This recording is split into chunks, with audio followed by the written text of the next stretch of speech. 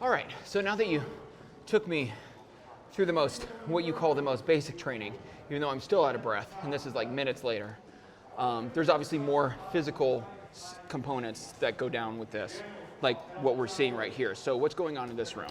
So part of the academy is lifetime fitness.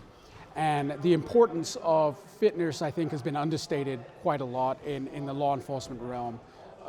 Unfortunately, like the memes and the things that you see with police officers eating donuts and going through drive-throughs and stuff like that.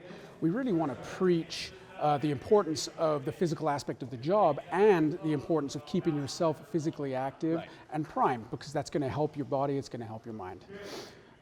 This facility, what we do here is we incorporate all sorts of fitness into our lifetime fitness program.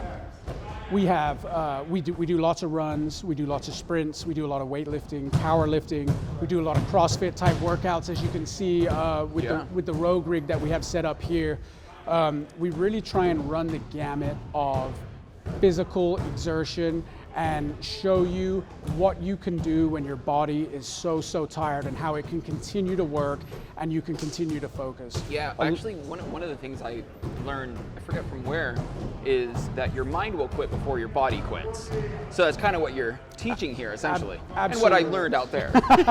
Absolutely. We definitely preach that you can do so much more than you think you can. Right. And we really try and ingrain that into the recruits here, that there is no quit, and your body can do magnificent things. You just have to push through what you perceive as pain or limitations when really they're not there. A lot of policing comes down to decision making and making good decisions. In a split second too. Exactly, and under stress and duress. So if you can make good decisions and keep yourself composed when you're as tired as you've ever been from a workout or whatever it is, then you'll be able to make good decisions when you're out there on the streets or working corrections or wherever it is that you're working. You can make sound decisions no matter how tired you are. That's good, that's awesome. So is this, like what we're seeing, is this part of the I believe, sorry, you said it was an 8-month or 10-month? So these, the recruits that are in here right now, they're doing arrest control and defensive tactics. Got it. That goes on for the majority of the academy. This is the recruits that are in here right now are in a 6-month academy, and they're coming towards the end of their training. Got it. So they're really polishing their skills and really learning the technique behind everything we do. Like I told you earlier, everything we do here has a meaning.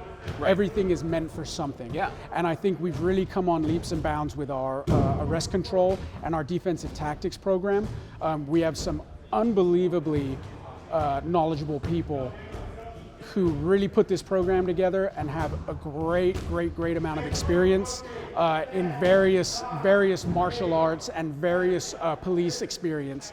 And they put together a program that I'm comfortable saying is unmatched anywhere in the region. I love it. Yeah. Good. Anything else you want to tell us about this? No, just I'm a big I'm a big proponent for physical fitness. I can tell. That's good.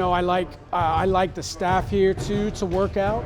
I think when you're talking about credibility and when the recruits come in, I want them to be able to see the staff here. They can work out. They can do. We're not going to ask you to do anything we can't do. Right. And I think that really imparts that mentality on the recruits that, hey, they're doing it, we can do it. Let's go for it. Awesome. I love hearing that. Well, thank you so much for showing me this. Absolutely.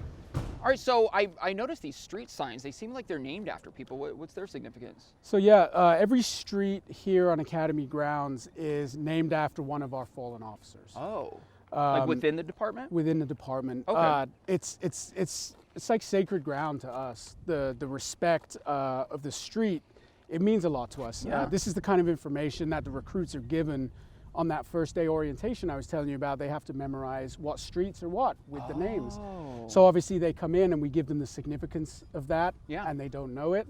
It hits home to them a lot of the time, and they realize, wow, this has meaning. Yeah. Just like everything we do here has meaning. Absolutely. We always try and we want to remember our legacy and the traditions of our department, and we want to honor those people that made that ultimate sacrifice For sure. for everyone in this community. We don't let the recruits do a lot of working out on the streets, And we make a point of having them respect those streets, Yep. just like you would respect a person. So we don't like them spitting on the streets. We don't like them doing anything that does negative on those streets. We want them to respect those streets. That's good. And it means a lot to us here. Like I said, legacy and tradition, and just paying our respects to those that made the ultimate sacrifice. Yeah. And they live on through these streets and through us and through what we can do in the future. Yeah, because and you learn history about the department as well. Absolutely. So, and then we're coming up to this garden. What is this one So exactly? yeah, this is our memorial rose garden. As you can see, it has all of our fallen officers here, and we will come out here with the recruit classes on the day of the passing of the officer, and we will read a passage about that officer and what they did and their sacrifice. And this really is an eye opener for a lot of, we've had a rough few years, especially recently. Yep. And all of those officers are memorialized here. And really the recruits, they see this and they understand how real this job can be and the sacrifices that these men and women have made throughout the history of our agency. And I think for them, it can be tough. It's certainly tough for us every time we come out here and every time we do a reading, every time we look at this. But what better way to pay respect than these new recruits coming into our agency and fully understanding the ultimate sacrifices that the men and women have made for us and for the community. Absolutely. Is there one specific that sticks out to you? Don't mean to put you on the spot. No, I honestly, since I've been on, there've been a number of them, and they don't get any easier. And unfortunately, I've been to a lot of funerals, and it's tough, and that's why we try our best here to get the recruits really thinking about, is this what they want to do? Right. Because you're literally putting your life on the line. Exactly. This is the reality, unfortunately, of our job. Yeah. So getting them to think about that and getting them to really understand how this could affect. We often have family members from the fallen officers come out and speak. So it's a reality check, but we also want to pay great respect to these men and women, and we feel this is a good way to do it. And the recruits, they get a lot out of it, I think. Yeah. I mean, it seems like it's kind of sad, but also, you want to make them proud. Absolutely. Because Absolutely. they died in the line, and you're carrying on that, and you just want to make them proud and continue doing. Yes, I think one of the best ways we can honor our fallen officers is by continuing to do the best work that we can do and continuing to carry on the legacies that they started by protecting the citizens of Sacramento County. Yeah. I love that. Well, thank you so much for Absolutely. allowing me to be part of this. I had no idea, and it's actually very, moving and emotional to see this. I walked up to it and I was like, oh, that's a nice looking garden, but when you explain it to me, it puts a lot of respect and emotion into it. So Yeah, it's a absolutely. really beautiful garden as well. So thank you so much for that. Absolutely. Now, we've seen a lot of the physical part of it you put me through, but obviously the job requires more than just physical. So of course we're in a classroom right now. So why don't you talk to us about like the educational part of it? Yeah. So we have learning domains, and we have 40-odd learning domains that cover everything from arrest procedures to search and seizure to the amendments to anything that you could think of that goes into policing. They have to study for and they get tested on. We take it very seriously, and earlier we talked about always being a student. Well, this is a very studious environment. We have instructors that are subject matter experts in every specific learning domain. They come in, they instruct the material to the class. They facilitate a lot of discussion within the class, and then the class leaves and they study the material and they prepare for their testing. The testing, multiple choice testing, they go through 3 main tests, big tests, and once they pass those, they get done. They move on to the next phase of their academics. Okay. We know that the academics takes up a large portion of the academy. Obviously, what we want to coming out of the academy, we want competent peace officers. Yeah. That is why we have the standards that we have. We want people to be able. We want peace officers to be able to make informed, competent decisions when they get out onto the streets or go to corrections or go to courts or wherever it is that they decide to go. We want them to be able to make good decisions, good, informed, competent decisions. That's why we put a lot into the academic program. But we also know that that's how they're going to serve their communities correctly, is by studying, continuing to study, always being a student, even when they're out of the academy, and being in the know, knowing what the law says and what is right and what is wrong within the law, be able to tell that to the citizens that they meet every day, and be able to pass on that information.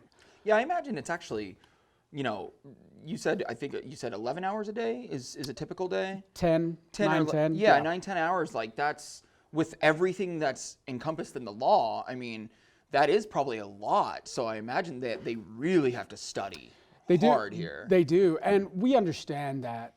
We know that you're not going to get a true learning experience just by reading a book. Sure. So that's why we've really ramped up our scenario-based training now here at the Academy. We consider the whole Academy grounds as one giant scenario world. And the stuff that they learn in their books, they can apply that to an actual real-world scenario. So we will run scenarios, we will run stress inoculation training, we will get them to the point, we want to overtrain these recruits. Yeah. We want to absolutely overtrain them so that when it comes to their testing, they think it's easy. And that's not because the test changed at all, it's just because they are so well developed in their training and they are trained up here. So when they are comfortable dealing with all sorts of situations when they leave this controlled environment and they get out there into the real world. How many people would you say are they offered retests? Like, say if they fail, or like, are they cut out of the class if they fail the test? No, absolutely. So we don't just kick people loose if they fail something. What happens, as an example, on one of the academic tests, we get a score sheet of the things, the objectives that they missed out on, that they got wrong. An instructor will go over the learning objectives with them. They will get them up to speed on the things that they got wrong. Then they get a remediation test. So they don't get just kicked out. They do get to take the test again, and they get coached on kind of the area that they missed. And they're a little bit better. We see most times they're a lot better prepared going into the retest. Maybe they didn't study the right things. We know everyone learns at a different pace and learns, a different way. But we want to give to everyone. I want to see people succeed. Absolutely. And absolutely, you're only going to get out of this what you put into it. Right. But 100%, I love seeing people be successful. But ultimately, you have to do it for yourself. Yeah. We can't take the test for you. We can't run the course for you. But we can coach you and mentor you to the point where you are comfortable doing it and you are successful doing it, and that's what we want to see. I love hearing that. How often does the curriculum have to change? Because I imagine it. So that depends on POST, which is the Peace Officer Standards and Training. They have constant contact with us here as Academy staff and all up and down the state, and they let us know whenever anything changes. We change it here. We contact the instructors, make sure they're aware of it, just so everyone has the up-to-date information and no one's kind of falling behind. Yeah, that's awesome. So do you have people that you've like taught and then they kind of come back to teach it like at a later time? Yeah, absolutely. And that's kind of one of the great things, like the circle of life. I right? bet. You see a student, a recruit go through. In fact, we're getting a lot of it right now with the arrest control, because the program is so new. A lot of the newer academies had that. A lot of the older academies did not. So those new recruits are very well versed in that training, in those techniques. So we've had a lot of people come through and ask to be instructors, and even when they gain a little confidence and they've been on for the job for a while and they gain a little experience in policing, we have them oftentimes come back and want to teach the courses. And for me, I mean, what better way to pay it forward than to come in and be able to teach the next generation of people coming after you. Absolutely. And just continuing that legacy and getting better and better and better, just like we say, right? Create that excellence each and every day. Yeah. Be a little better each and every day. Yeah, would you say there's no perfection, you're always learning? Absolutely. Yeah. Always remain a student. And so when they finally, pass everything and do everything here, do you kind of just, I imagine you don't just say, okay, you're good, ready to go? Is there like another program in transitioning them? Absolutely. So once they get done here and they either hit the street and field training or they hit corrections, they go through another training program. Okay. And that training program is specifically geared towards the area that they're going into now. It's a specialized, essentially. Exactly. So if they go to the streets, they go to our FTO program, which is our field training officer program. And now they have to learn the ins and outs of street policing, answering calls for service, vehicle stops, pedestrian stops, dealing with the community, because they're going to be out there doing it. And that program takes a specific amount of time, and they have certain milestones they have to hit in that, and they learning all along the way. If they go to corrections, it's the same thing. Now they're dealing with correctional procedures and in a correctional facility. So wherever you go, you're always training. You're always learning. That's what I'm saying, because you do see every once in a while on social media, oh, they don't get any training at all. And I'm like, well, especially learning here, sounds like there's a lot of education that goes into becoming a peace officer. There really is.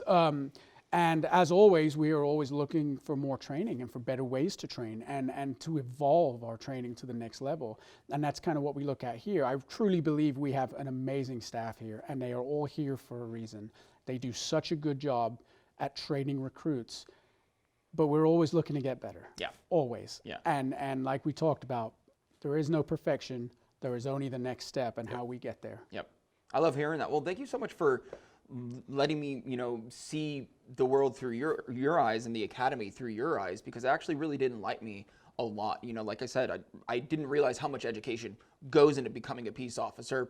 Part of my, probably call it ignorance was, oh, they just put them in the streets and, let them go. So it's actually really eye-opening to see how much education actually goes into this. So you're doing a great job. Appreciate it, and happy to have you guys whenever you come back. Absolutely. We'll run the course again.